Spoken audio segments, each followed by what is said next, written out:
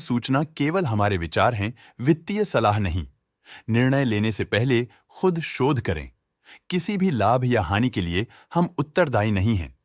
आज हम देख रहे हैं एवेन्यू सुपरमार्ट्स लिमिटेड के 2025-26 Q2 की standalone financial performance. Starting with the sales, पिछले क्वार्टर से सेल्स में 2% का इंक्रीज हुआ है, मगर कंपनी ने पिछले साल के मुकाबले 15.5% का सेल्स इंक्रीज रिपोर्ट किया। Expenses 2.5% quarter on quarter increase हो गए हैं, जो साल भर के 16% के राइज के साथ अलाइन करता है। क्वार्टरली सेल्स के कंपैरिजन में एक्सपेंसेस इंक्रीज होना दिखाता है कंपनी ने एक्सपेंसेस मैनेज करने के लिए स्ट्रगल किया। कंपनी ने पूरी साल के दौरान चैलेंजेस का सामना किया। ऑपरेटिंग प्रॉफिट, जो पिछले साल के कंपैरिजन में 11% अप हुआ है, quarter on quarter around -6.5% decrease हुआ है। Operating profit margin OPM annual basis पे -0% से डिक्रीज हुआ है और पिछले क्वार्टर के कंपैरिजन में -1% से डिक्रीज हुआ है। एक्सेप्शनल आइटम्स को ऐड करके अदर इनकम पिछले क्वार्टर के कंपैरिजन में -3.5% गिर गई, बावजूद इसकी ईयरली डिक्लाइन -29% हुई है।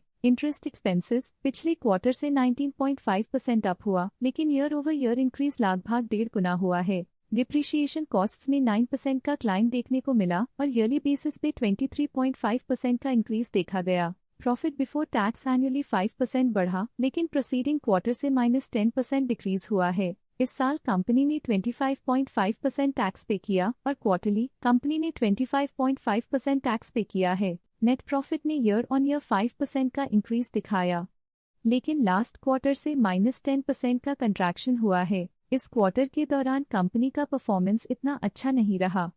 नेगेटिव नेट प्रॉफिट लॉसेस को इंडिकेट करता है। वहीं अगर एनुअल एनालिसिस की बात करें तो इस साल कंपनी का परफॉर्मेंस ठीक रहा। अर्निंग्स पर शेयर EPS में साल भर में 0.5% का इंक्रीज देखा गया, लेकिन क्वार्टरली में 10% की गिरावट भी नजर आई। इस क्वार्टर में कंपनी का EPS इतना अच्छा नहीं रहा। नेगेटिव प्रॉफिट कमजोर एफिशिएंसी को दिखाता है। एवेन्यू सुपरमार्ट्स लिमिटेड के फाइनेंशियल स्नैपशॉट को रिव्यू करते हुए कुछ मुख्य ट्रेंड्स सामने आए हैं जो कंपनी की परफॉर्मेंस में रोशनी डालते हैं। सितंबर 2022 से सितंबर 2025 तक एवेन्यू सुपरमार्ट्स लिमिटेड की फाइनेंशियल जर्नी में सबसे पहले बात करते हैं सेल्स की। इस साल सेल्स में 16.5% की वृद्धि हुई है और पिछले 4 सालों में 64% की वृद्धि हुई है, जो एक निरंतर अपवर्ड ट्रेंड को दर्शाता है। पिछले 3 साल से सेल्स लगातार बढ़ती जा रही है, जो मार्केट एक्सपेंशन और कंज्यूमर डिमांड में वृद्धि को दर्शाता है। अब बात करते हैं एक्सपेंसेस की। इस साल एक्सपेंसेस 17.5% बढ़े हैं और 4 सालों में 67.5% का इजाफा हुआ है। इस साल हालांकि एक्सपेंसेस सेल्स से थोड़ा ज्यादा बढ़े हैं, मगर ग्रोथ रेट्स का करीब होना स्टेडी ऑपरेशनल कॉस्ट को दर्शाता है। ऑपरेटिंग प्रॉफिट का सफर स्टेडीली ऊपर चढ़ रहा है, इस साल 6% की बढ़ोतरी के साथ और पिछले 4 सालों में 32% का नोटिसेबल राइज हुआ है। पिछले 3 साल से ऑपरेटिंग प्रॉफिट लगातार बढ़ रहा है, जो कॉस्ट मैनेजमेंट और ऑपरेशनल कुशलता को दर्शाता है। नेट प्रॉफिट का सफर ऊपर की ओर चल पड़ा है, इस साल 4% की चढ़ाई के साथ पिछले 4 सालों में 21% की शानदार वृद्धि हुई है। पिछले 3 साल से नेट प्रॉफिट लगातार बढ़ रहा है, जो फाइनेंशियल हेल्थ को मजबूती देते हुए इन्वेस्टर्स का ध्यान आकर्षित करता है। EPS के लिए रास्ता कठिन रहा है, इस साल EPS -17.5% डिक्रीज हुआ और पिछले 4 सालों में कुल मिलाकर -4% की गिरावट हुई है। इस साल EPS में कमी आने के बावजूद पिछले सालों की ग्रोथ कंपनी की मजबूत ओवरऑल परफॉर्मेंस को अंडरलाइन करती है। चलिए अब बात करते हैं शेयर होल्डिंग पैटर्न की। शेयर होल्डिंग रिपोर्ट्स कुछ इस प्रकार की हैं जो कि तक चलता है।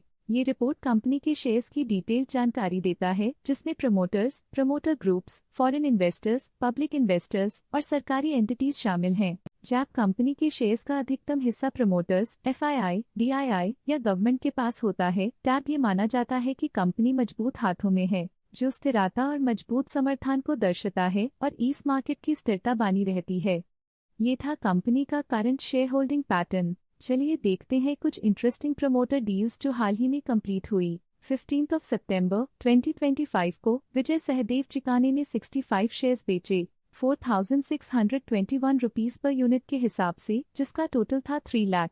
12 सितंबर 2025 को संतोष नागनाथ कदम ने 50 शेयर्स एग्जिट कर लिए 4,605.06 रुपीस पर यूनिट के हिसाब से, जिसका टोटल था 2.3 लाख। 8 सितंबर 2025 को विमल सुरेश देसाई ने 100 शेयर्स बेचे 4,850 रुपीस पर यूनिट के हिसाब से, जिसका टोटल था 4.9 लाख।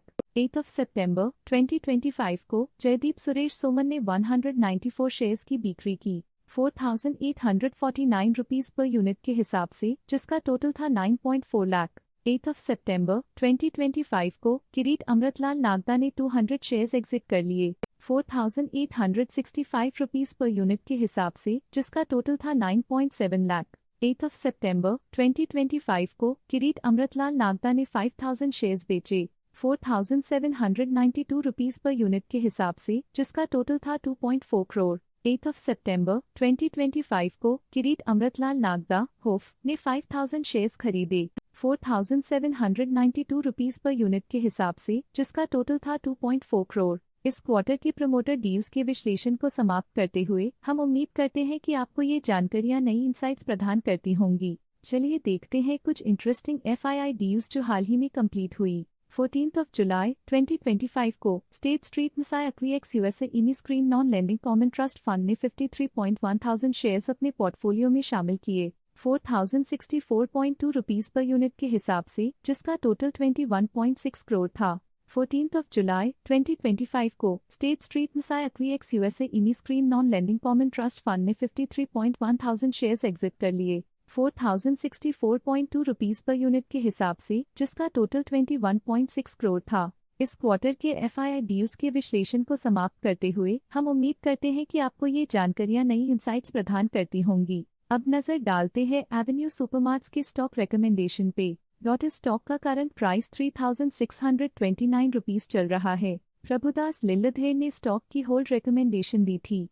उन्होंने स्टॉक का टारगेट प्राइस 3,994 का अनुमान लगाया था। रिकमेंडेशन के समय स्टॉक का प्राइस 4,285.15 चल रहा था, जो करंट प्राइस से -4.8% अप है। मोतीलाल ओसवाल ने स्टॉक की बाय रिकमेंडेशन दी थी।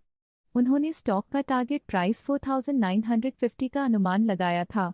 रिकमेंडेशन के समय स्टॉक का प्राइस 4,285.15 चल रहा था, जो करंट प्राइस से 15.9% अप है। आज के लिए फाइनेंशियल सेक्टर में इतना ही।